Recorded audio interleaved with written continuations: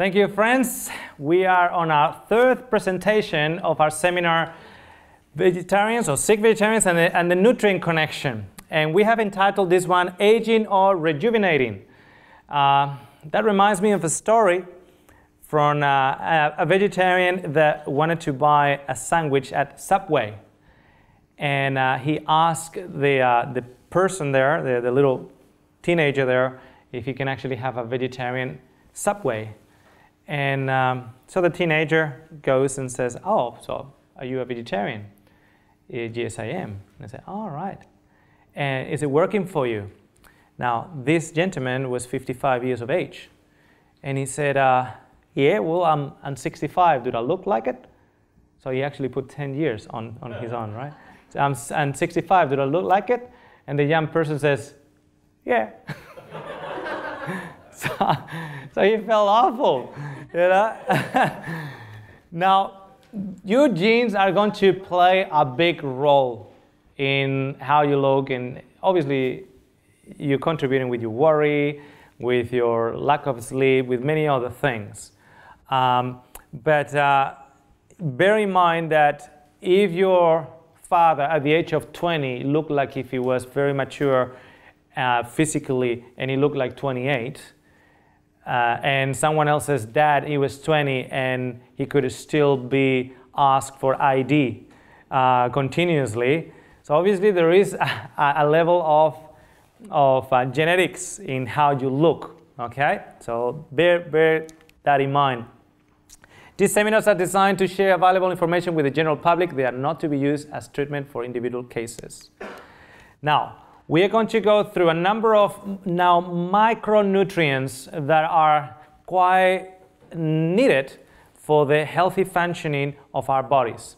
And in some cases, if we don't pay close attention to them, vegetarians tend to actually be lacking in some of these for one reason or another. And we'll try to disclose some of the reasons as we go along. Okay? So I'm just going to give you the definition of a free radical. A free radical is any atom or molecule that has a single ampere electron in an outer shell and is highly reactive. So it is like a guy that goes to a dancing floor without a partner.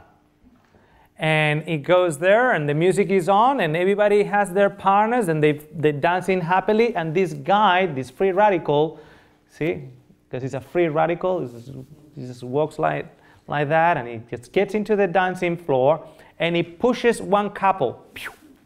The moment he actually pushes the couple, he just separates that couple from each other and makes them free radicals. Now, how many free radicals you got? Now you got 3. They go now and they start pushing couples. The more couples they push, the more free radicals you end up with, and the bigger the damage. So what is the significance of it? So the free radical theory of aging states that organisms age because cells accumulate free radical damage over time. So this is actually the free radical theory of aging. So in other words, we become older and we age faster because of the accumulation of damage from free radicals. So that ampering of that couple over there and making them free radicals is what free radicals do to your cells. They actually create cell damage, and cells obviously form tissues and organs and so on. So it's cell damage, tissue damage, organ damage, etc. Okay? So these fellas can be rampant around your body in a big way. Now, the main sources of free radicals,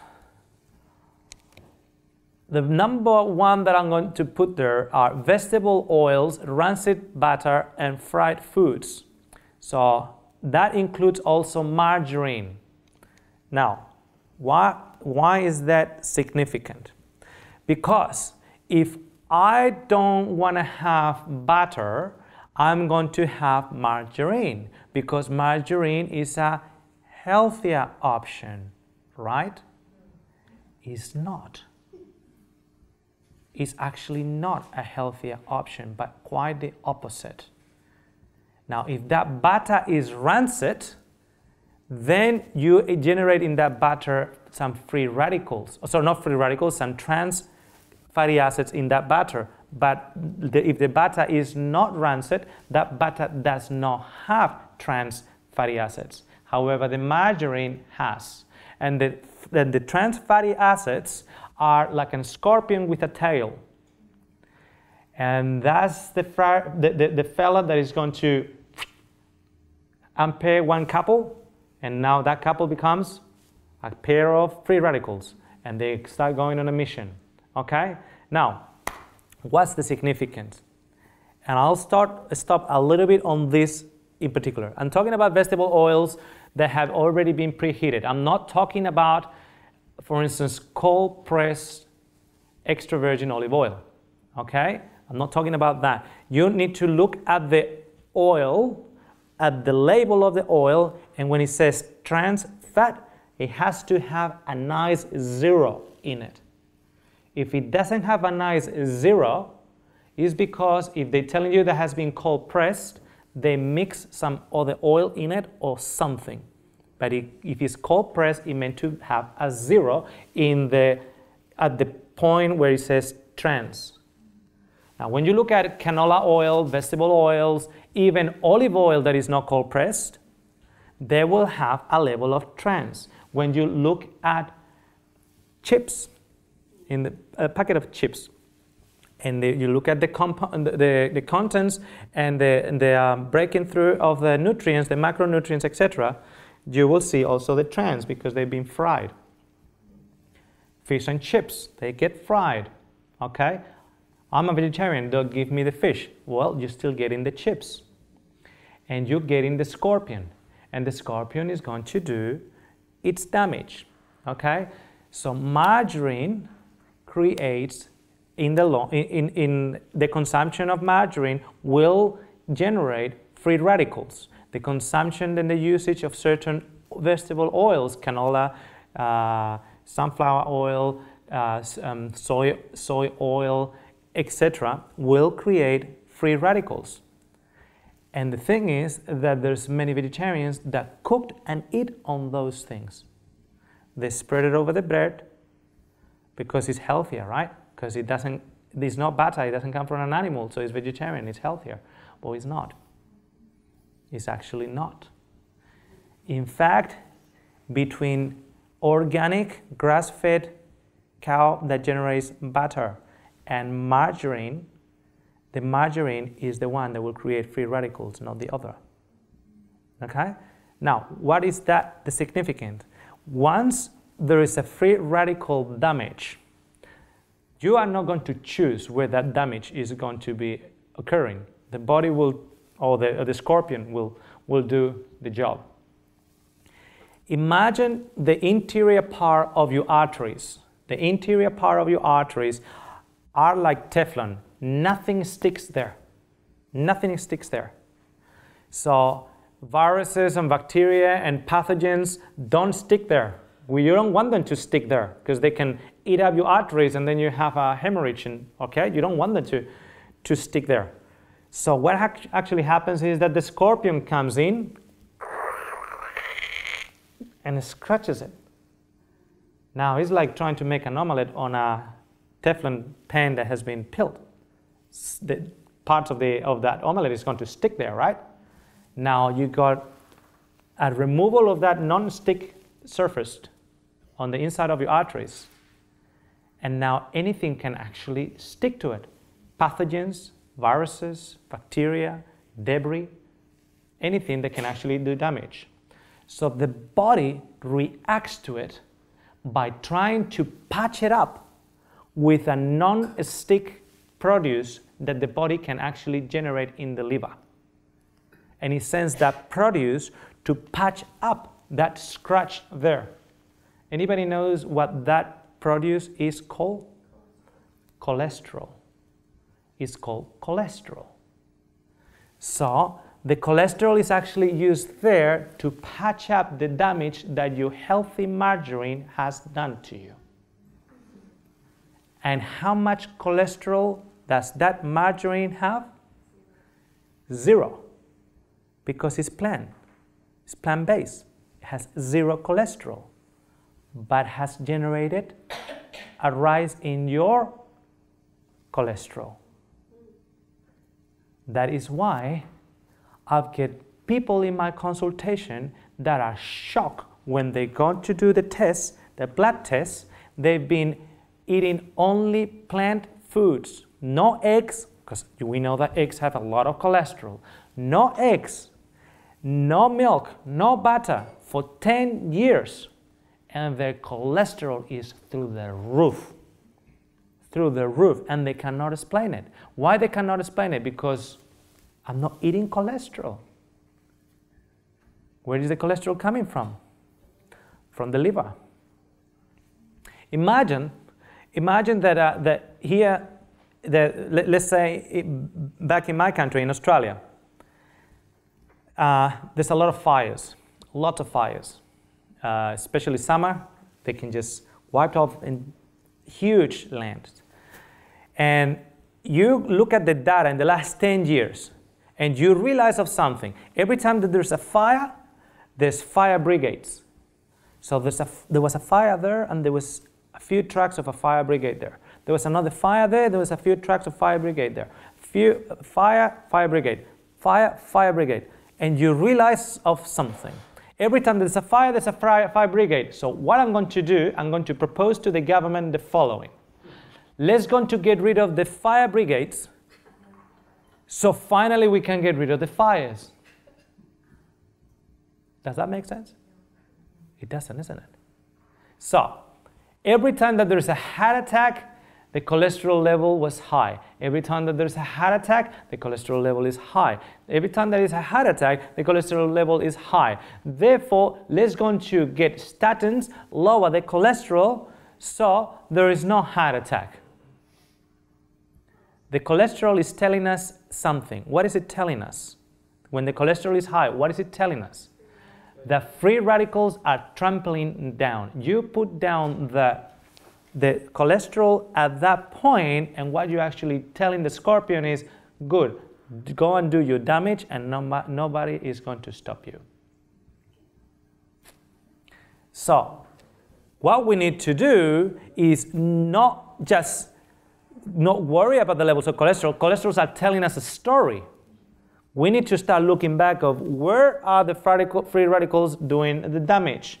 And if you are a vegan and you consume these things, bingo, that's one of them. That's definitely one of them. Meat will do it, but not because not because of the cholesterol of the meat, but rather for the percentage of protein in the meat that cannot be assimilated. That level of protein that cannot be assimilated in the meat, then it becomes through a process of hydrogen protons, it becomes ammonia, and from there it creates a damage. Okay, so not because of the level of cholesterol there, but rather for the unabsorbed percentage of protein that is not going to be bioavailable when you consume it. Alcohol, of course, caffeine, smoking, big time. So there was a youngster just recently, he was a smoker, and I said, I could smell it as soon as he came. He told me how much he was smoking, but the conversation was in another direction for the consultation. So I said, you need to get vitamin C here, 500 milligrams. And he goes, how long? So every time that you actually have a cigarette. Okay, so you know what happened to him? The next day, he had a tremendous diarrhea. Because you get the saturation point of vitamin C normally is between 4,000 to 5,000. That is telling you what? The amount of cigarettes that he was actually smoking. So he said, I've got diarrhea. He said, well, then you need to lower the dose. He said, of vitamin C? He said, no, of cigarettes. Because for every cigarette, you actually need 500 milligrams extra of vitamin C. Okay? So that's for the smoking. Passive smoking will do. Sugar, look at that fella. This is our friend, isn't it? He actually is a source of free radicals. And how does he do it? He actually does it by the excess insulin. That excess insulin ramping around your body can be then a source of free radicals. Other drugs, some perfumes. Careful where you put the perfume. Okay? Now, if you have a thyroid issue, where do you put the perfume? You put it in here? That's the way the thyroid is. So put it somewhere else. Don't tell me that you have a thyroid issue and you put in perfume in your thyroid that is absorbing everything around it. Okay? Type 2 diabetes. Great, big source of free radicals. And if you are pre-diabetic, great, big source of free radicals. Low thyroid function, source of free radicals. Acute and chronic diseases.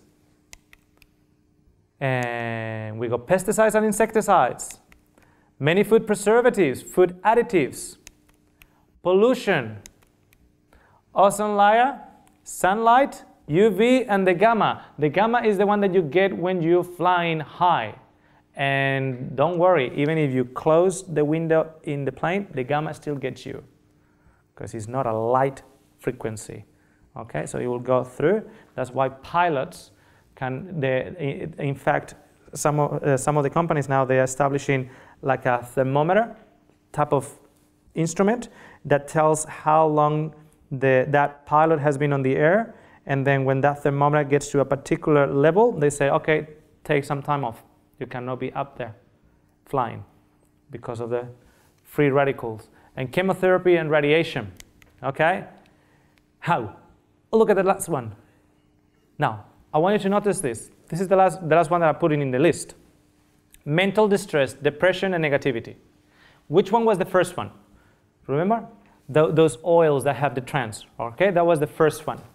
We already established in the previous presentation that there is well documented that vegetarians and vegans tend to have a bigger percentage of people with omega-3 DHA deficiency, which actually leads them to what? To depression. Okay? So, they already predispose a higher percentage of them to depression. And once they are in depression and with the negativity of depression, if that wasn't enough, now that condition is a source of what? Of aging and free radical. So it's like boom, boom. If that wasn't enough, now it's aging that comes out of it. And when we're talking about aging of the cells, tissue damage, etc. Okay, so what are antioxidants? An antioxidant is a molecule that inhibits the oxidation of the other molecules and thus prevents deterioration. So how are we going to explain that? In the dancing floor. So in the dancing floor, an antioxidant, it comes through the door with a big A here, and he sees the work of the free radicals. They're just pushing couples around. And this guy with the A just goes around and he says, come on, just give him another chance. I know he pushed you. Give him another chance. Will you dance together? Just dance together. Okay, look, I'll help you. Just dance together. And then he goes to another couple and said, yeah, I know. You know, she needs to talk and you need to listen. And okay, let's go to dance together. So an antioxidant is the restorer, is the one that wants all the ones in the dancing floor to dance back together. Okay?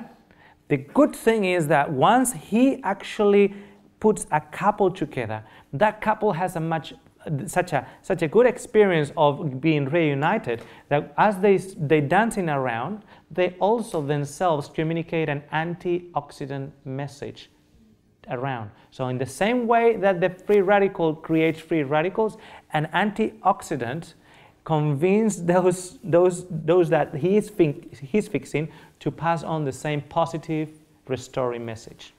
Okay? I said to people, where are you? Are you a free radical or an antioxidant? Honestly, there are actually people out there that do the work of free radicals. and there are others there that do the work of antioxidants. Okay? So, main sources of antioxidants: glutathione, lipoic acid, vitamin C, vitamin A, vitamin E, vitamin D, vitamin B12. Now, already known to be higher percentage of deficiencies in vegetarians and vegans are which ones? Vitamin B12. Now, deficiency nowadays in the majority of the people is vitamin D, okay? And vitamin A also deficient in both groups, vegetarian and non-vegetarian, but vegetarians also experiencing quite a lot of signs of deficiency.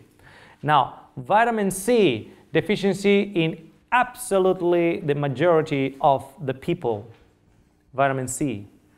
Okay, the majority of the people do have a deficiency of vitamin C. This is actually one of the things that I do when I'm traveling on the plane, because when you're traveling on the plane, you get dehydrated.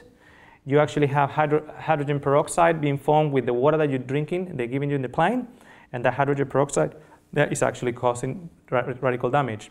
So I actually put electrolytes in my water and vitamin C. And when they tell me what I want to drink, I said, just water. And I get the water, and I put an electrolyte and vitamin C in every time that I'm flying, okay?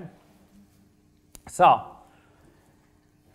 glutathione and lipoic acid, strong antioxidants, and people just go to the shop and they want to get glutathione. So glutathione is actually composed by two different amino acids put together into glutathione. Now this is what the body does. You actually take it, and the body decides to split it. And then if the body thinks that it wants to put it back together again, it will. If it doesn't, it doesn't. So you're taking glutathione, but you're not actually assimilating glutathione, okay? Lipoic acid, very expensive. Vitamin C, very affordable. Vitamin A, we cannot supplement. You should not supplement vitamin A. There are especially, particularly if you're a smoker. Okay, not that you are, or at least not here, but if you are listening and you are a smoker, do not supplement with vitamin A. Vitamin E. Some people take vitamin E, the alpha type of vitamin E. The thing is that there's many more, and if you only supplement with the alpha type of vitamin E, you are now becoming unbalanced in your vitamin E complex. Okay? Now, let's go into continue coenzyme CoQ10, we call it. Selenium, magnesium, manganese, and zinc. They are actually cofactors and also antioxidants. Guess which one is deficient in a high percentage of vegetarians? Zinc. Because the plants have zinc in it, but it is very, very difficult for the human being to extract enough amount of that zinc out. So for instance, a source of zinc will be pepitas or pumpkin seeds. But if you are deficient, you better get a wheelbarrow of pepitas to rectify your deficiency. Okay? Alternatively, you can supplement zinc. Okay? And then if you come from Australia, in which the soil is zinc deficiency anyhow. You know how you know if the soil is deficient? When you get a mature plant and a mature vegetable and you eat it and it doesn't have the flavor. Because the flavor is given by the minerals, and one of them is actually zinc. So there's either two things. Either the soil doesn't have zinc, or you don't have zinc, because zinc also is responsible for your taste. So you realize that you're losing your taste, you're losing your levels of zinc. Okay? We have a test there, it's called the zinc tally. I don't use it much. Normally with other symptoms it's obvious if the person has zinc deficiency. But you give them that to drink, not to drink, just to keep it in the mouth, and you start counting up to 10. And you say to them, all right, you tell me when you start feeling or experiencing a different taste in your mouth. And you go, okay, 1, 2, 3, for 10 seconds. And then they throw it, and it says, this is water. Okay, no worries. Oh. So what does that mean? It means that you're severely deficient because you couldn't actually taste it. Other people, they just put it in their mouth, and they go,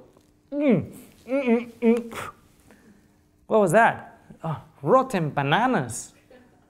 Oh, okay, that's interesting. Somebody else just tasted it and said, oh, it's like liquid onion. So the taste is different. What we want them is to taste something, okay? And if they don't taste anything, it's deficiency in zinc. So as you age, your deficiency in zinc it gets worse. So that's why people in the nursing home, they put that extra sugar in the dessert and they put that extra salt in their plate because they can't taste it. Okay?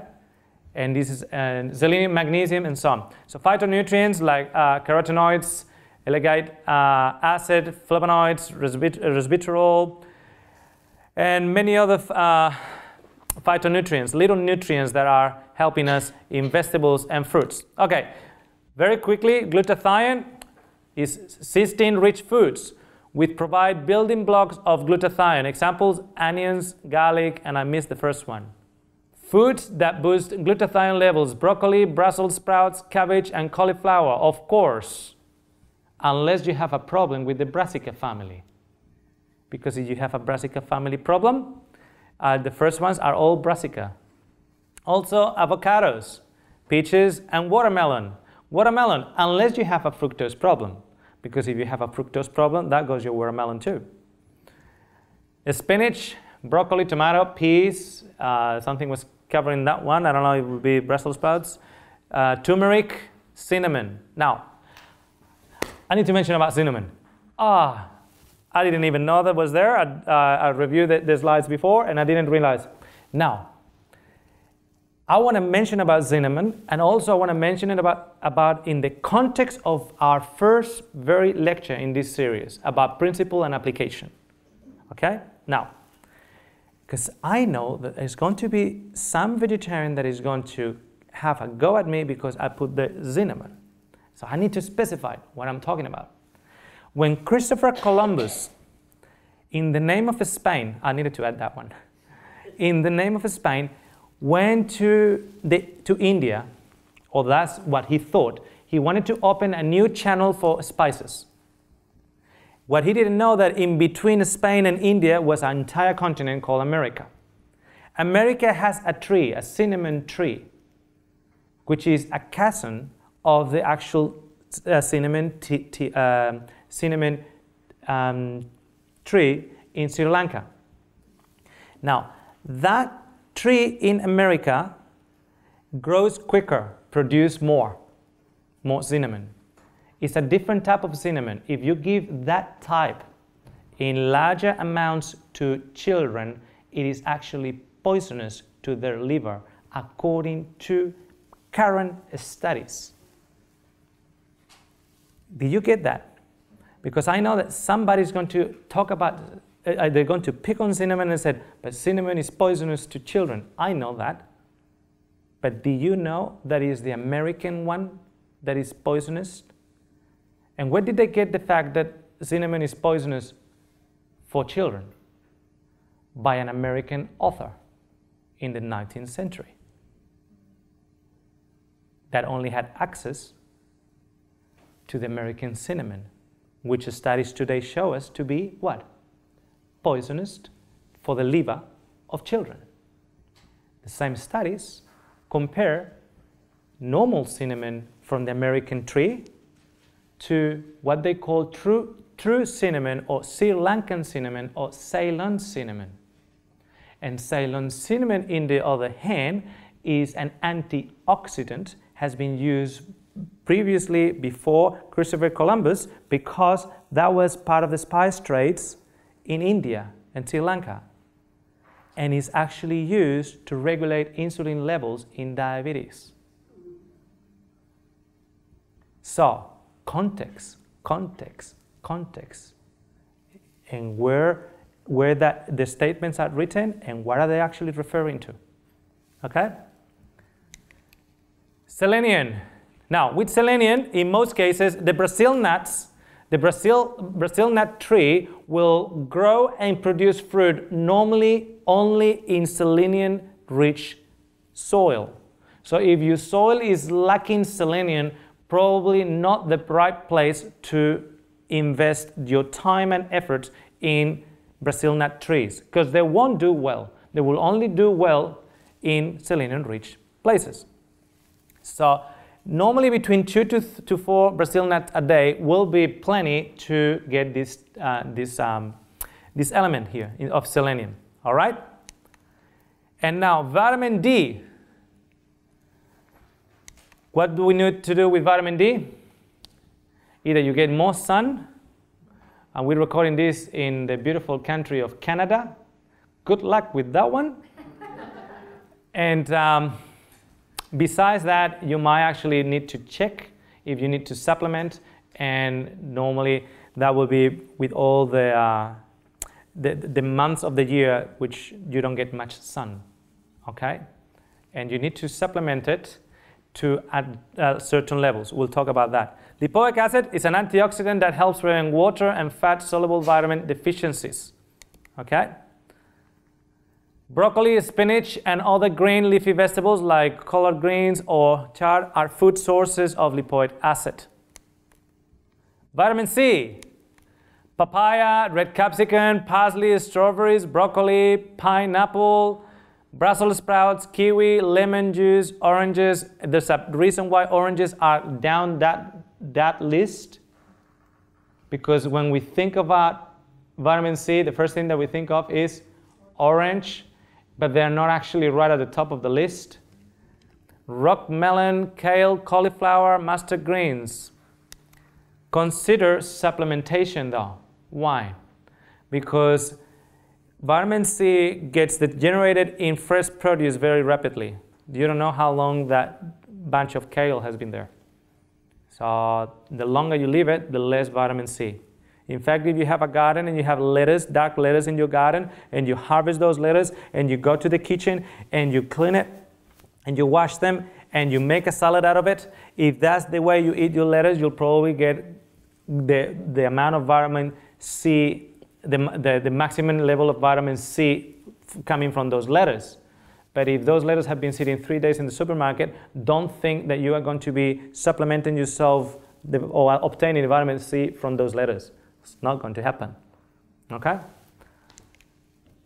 Now, vitamin A, retinol versus carotenoids. So retinol is the actual vitamin A as such, and the carotenoids are precursors of vitamin A. So give me a vegetable that is known to have vitamin A. And everybody says carrots. Now, carrots have carotenoids. They do not have vitamin A. So what happens is you take the carotenoids and your liver makes the conversion.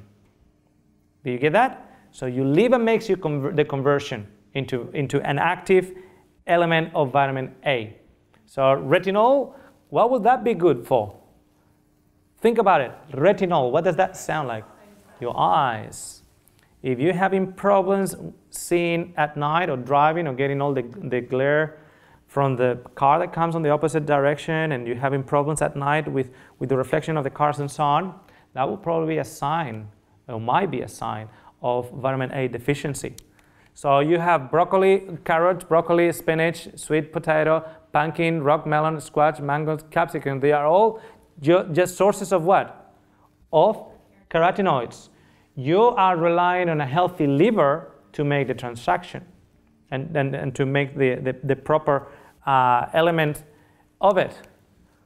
Cold water fish and eggs also have, but they don't have carotenoids. What do they have? Retinol, okay? Vitamin E, we normally don't supplement vitamin E because of the imbalance that is created when you just get the alpha version of it. And that's normally what is supplemented there for sale, the alpha type of vitamin E. But there's actually many others, at least 6 more.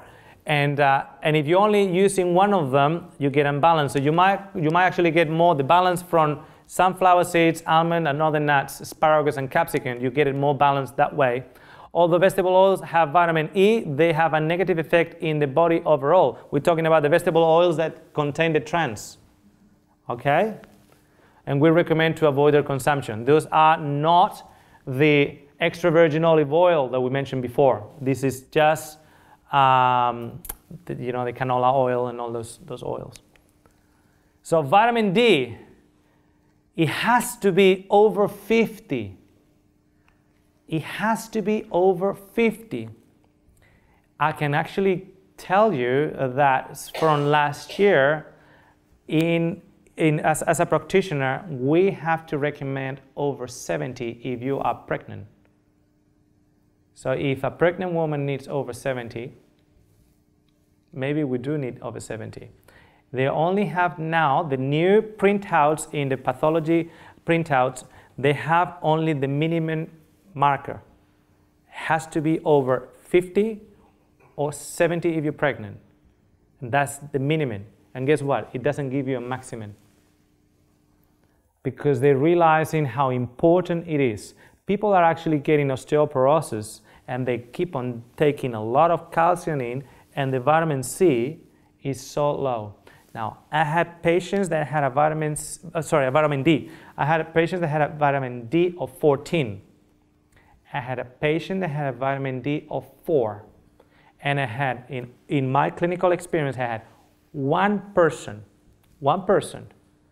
that she showed me the vitamin D study, and he actually said, not detectable.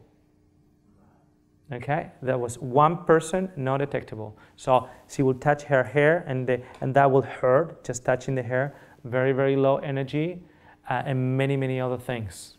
Okay, because vitamin D is an antioxidant that is involved in many things, including the absorption of calcium. So you can be taking a lot of calcium and have a vitamin D so low, and you're not making a difference. Okay? So the sun, of course. After a blood test, you might consider D3 supplementation. And that D3 supplementation will, in most cases, will come from lanolin. We mentioned that in a previous lecture. Okay? So, vitamin B12. This is actually one particular vitamin that is known to be of higher percentage of deficiency among vegetarians and vegans. Vitamin B12. How many here have heard that if you eat 1 egg a year, that will just do for you vitamin B12 supplementation for the entire year? Have you heard that one? Okay, I heard that one. Okay, when you hear things like this, it's probably a very good idea for you to ask, can you share with me the study where that was published? It will probably be a good idea. If you think that you are going to be supplementing your vitamin B12 with 1 egg for Christmas, it's not going to happen. It's not going to happen. Vitamin B12 is actually imperative to have because of this. From metathionein amino acid, okay, in the way to cysteine, there is something called homocysteine. And when the homocysteine levels are too high, you get all these events. Endothelial dysfunction, promotes inflammation, promotes free radical formation, impairs angiogenesis, promotes arteriosclerosis, increased risk of a stroke. That's homocysteine. So what happens is that when it accumulates here, there is a buffer element that rotates. And it eliminates and frees up the rising of homocysteine. So if your vitamin B12, which is a cofactor for that buffer, is not there, your homocysteine is right skyrocketing. So as it's skyrocketing, it's going to create radical damage. Your cholesterol is going to go up. You're going to have tissue damage, etc., etc., etc. Are you following? So it is imperative to have it. Now, it becomes even more tricky because if you are a vegetarian, your folate level might actually be very high. Vegetarians do have a much higher folate level than non-vegetarians, which means that the high level of folate can emasculate the low levels of vitamin B12. So you don't actually have the symptoms of vitamin B12 deficiency initially because you have high levels of folate. And in the meantime, that is plundering down, plundering down, plundering down. And you don't have iron deficiency, you have pernicious anemia, which with iron deficiency, you just get iron and you back up again. With pernicious anemia, you reach to a point in which even after supplementation, if a damage has done in the pernicious anemia, the damage is done. And you will retain certain side effects of the pernicious anemia, no matter if the vitamin B12 levels get to the level. Low vitamin B12 levels are increasing the risk of depression. So now you're wondering why that person over there was so cranky against me. Vitamin B12 levels low, DHA levels low. Okay? So, important. So which one to supplement? You first, of course, you need to check your levels. But consider supplementation, 1,000 micrograms a day of, notice here, I want you to, let me see, I'll point into this one. Methylcobalamin. The one that you actually buy from the shops will say cyanocobalamin. Okay? So you have cyanocobalamin, you have hydrocobalamin, methylcobalamin. So methylcobalamin is the usable vitamin B12. Cyanocobalamin still depends on your metabolism in the liver to make it methyl and to be usable. So when you're going to buy a supplement, the one that is a bit more stable is the cyanocobalamin, but it's less absorbable when you compare it to the methylcobalamin. Okay? And we've got people actually that they are supplementing with cyanocobalamin and they don't actually notice improvement in their condition, but they change to methylcobalamin and within a week they notice the difference. Okay? So it's methylcobalamin, the one that we're looking for. And vitamin B12 also is found in eggs. What about nutritional yeast? What about nutritional yeast? Does it have vitamin B12? Does it have absorbable way of vitamin B12? It does contain some vitamin B12. People don't know if it comes naturally, because you know where the nutritional yeast comes from, right? You know where it comes from? It actually comes from molasses. Okay, so there's like a thick layer on top of some of the preparations, and they just harvest that, and that's the nutritional yeast. Okay, even if it has some levels of vitamin B12, if you think that by sprinkling on your salad dressing or by using it a little bit here and a little bit there is going to cover your vitamin B12, you are not serious. Okay, because it's not going to happen. So coenzyme CoQ10, which is for energy source, it's an energy source. It's found in walnuts, sesame seeds, pistachio nuts, hazelnut, almonds, olives, parsley, broccoli, cauliflower, spinach, grapes, avocado, Chinese cabbage, black currants, strawberry, orange, grapefruit, and apple. Now, I'll put a spanner in the works there. Typical scenario, or typical. It's a scenario. It's a real possible scenario. The person comes to see you. Is allergic to nuts. That goes the walnuts. That goes your sesame seeds. That goes your pistachio and the rest of the nuts. They go the hazelnuts. Your almonds. What else we got there? Okay, they are out. And to the brassica family. So that goes your broccoli. That goes your cauliflower. That goes your cabbage.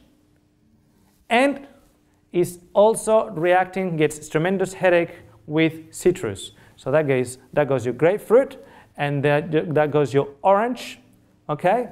Allergic to strawberries, that goes your strawberry, okay? She's not much of an avocado person, but she could try. We just took everything from her, right? No, she took everything from us, okay?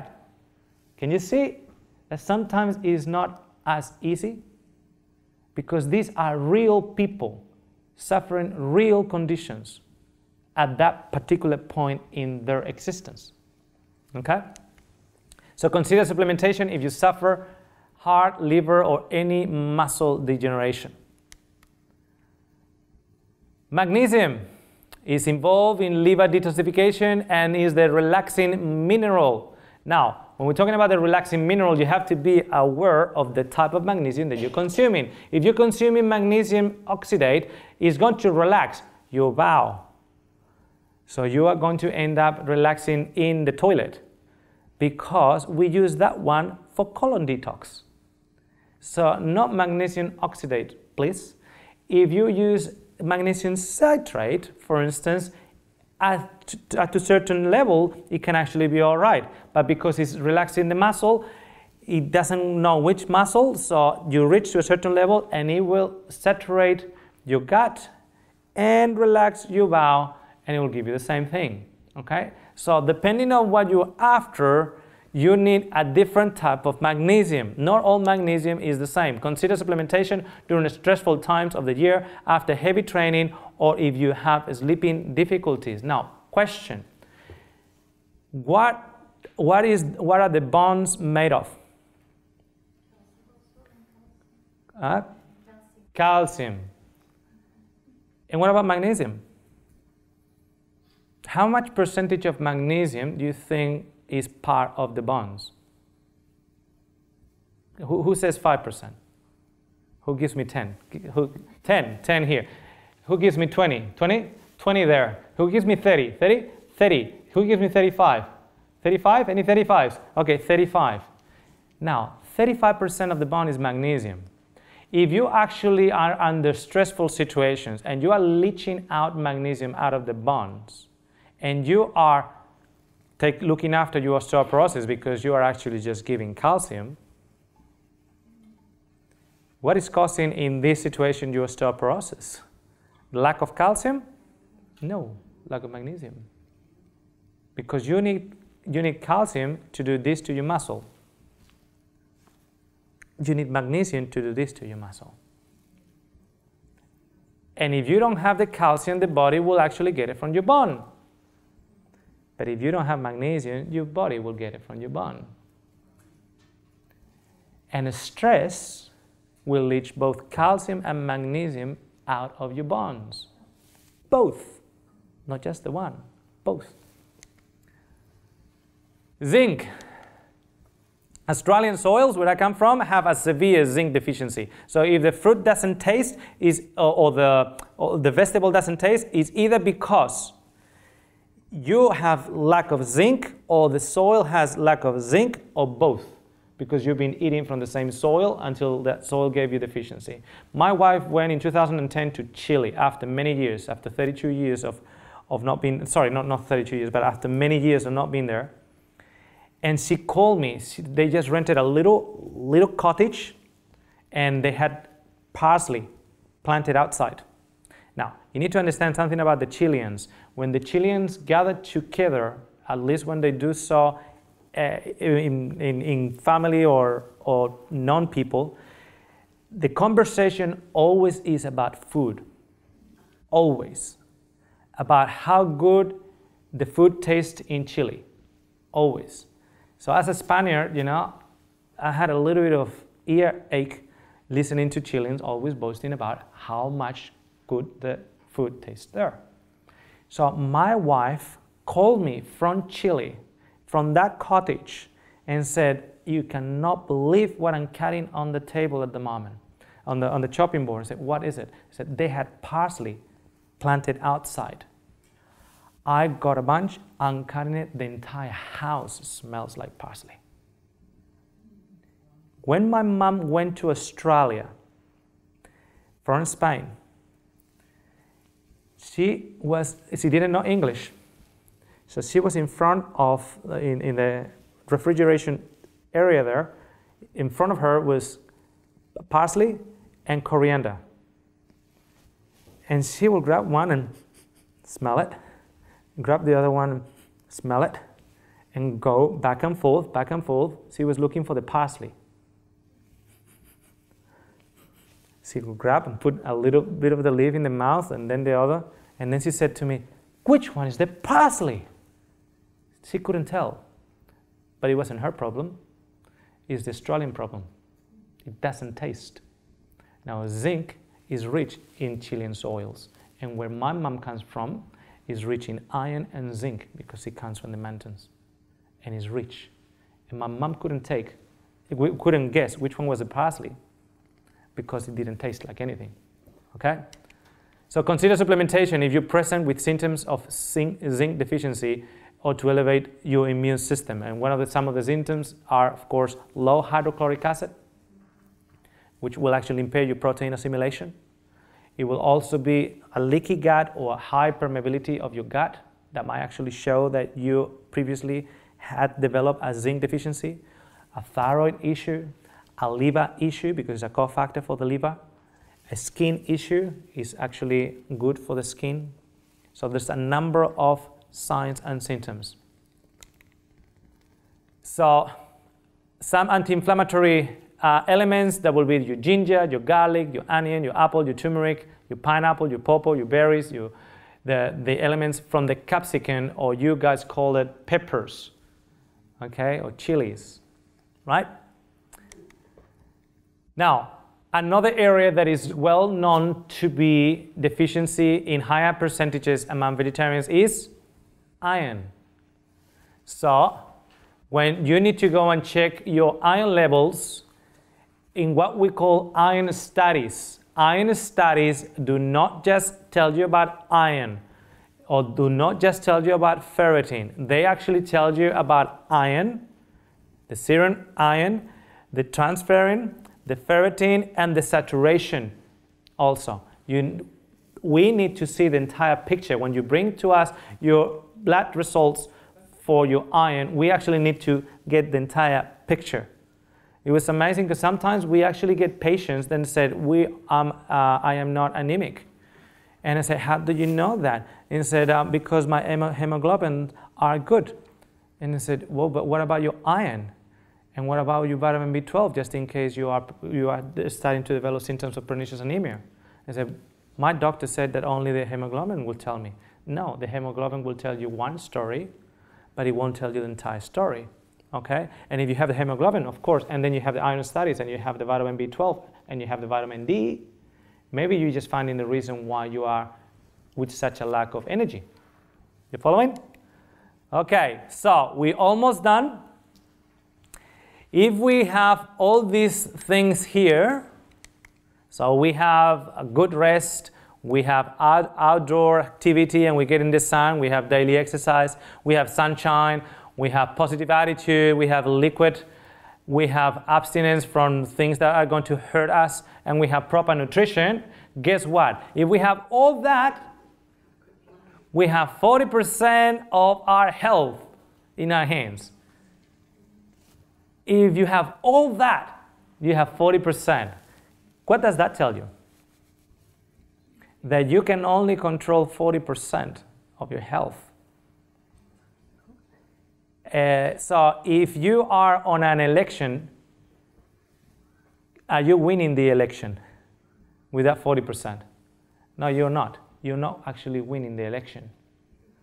There's somebody with the 60% in the other side. And let me just explain to you how this works. If you have a good health and you have good nutrition and you have good exercise, and I need to emphasize about the good exercise, because one thing that you notice here is that each section is exactly the same size. Because you get, especially among vegetarians, you get a big emphasis on nutrition and they spend their entire day sitting down. Are you getting it? Okay, and then on the opposite, you have people that are not vegetarians that they spend their day moving and doing exercise and not worrying and so on, and they invest in healthy habits, but they might even consume meat. but they actually have a much more balanced approach in that 40%. So what is that 60%? The 60% is the things that you cannot control. You just cannot control the bus that is coming towards you. You cannot control. I'm flying back to Australia when we finish the presentations. I'll be flying back to Australia. I cannot control if I will get there. In fact, as much as I will invest in my health, from my exercise routine, from my positive attitude, from my good nutrition, as the best I know, etc., as much as I can do that, it guarantees me only 40% of my health. I've got no guarantee that I'll get to 80. I've got no guarantee that I'll get to 50. Okay? In fact, the years that I already got are not because of my diet. They're not even because of my exercise. I've got these years because in March last year, a guy that hit me head on didn't kill me. I've got this far because the plane that brought me from Australia didn't hit the Pacific Ocean. That's how I got this far, not because of my diet. So I'm hoping that what we have presented here has first challenged you, because as one of you said, without a challenge, there is no growth. I like a type of people called the Bereans. Some of you have maybe heard of the Bereans. The Bereans are the ones that go home and they think of the things that they heard and consider if those things are proper and true. And that means people that are self-thinkers, that can think for themselves and see how this applies in their lives. So I'm hoping for you to get healthier and balance. Make sure you're balanced, please. It is so difficult to be balanced. And I'll leave you with this image, because being balanced is extremely important. There are many nutcases in the area of health. Many nutcases. Many going one way or the other. It is important to be balanced. Just last week, I was in the Niagara Falls, and they actually showed me the place where this fella crossed using a cable from one side of the Canadian Niagara Falls to the other, from one side to the other, and he just did it on a cable. And in order to do so, there were some photos taken, and they were showing me those photos.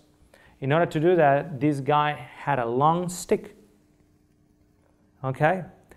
And he just went like that. And he lifted the long stick to go and walk through the narrow and straight way. So in my experience, that long stick as a Christian is, I am crucified with Christ. The moment I actually let go of one hand, I fall one side. The moment I go and let go of the other one, I fall the other side. So I need to make sure that I am balanced, and that is the most difficult thing of all. To be balanced is the most difficult thing. I'm not claiming to be the most balanced person. I'm claiming I'm saying to you that I have at least recognized that the most difficult thing is to be balanced, and the most risky thing is to go off balanced. So make sure you use the right hand and the left hand. Don't go to the left, don't go to the right. Keep on the straight and narrow. Many blessings to all of you.